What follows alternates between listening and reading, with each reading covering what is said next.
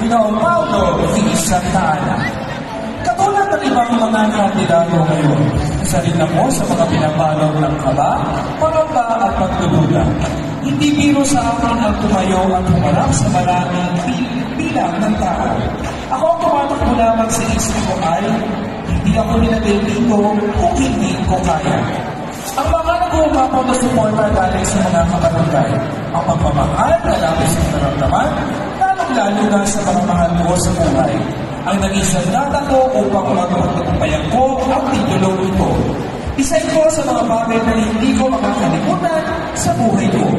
Isa ito sa mga bumuo sa kung ano at sino ang nakaharap sa pagkakataon na ito.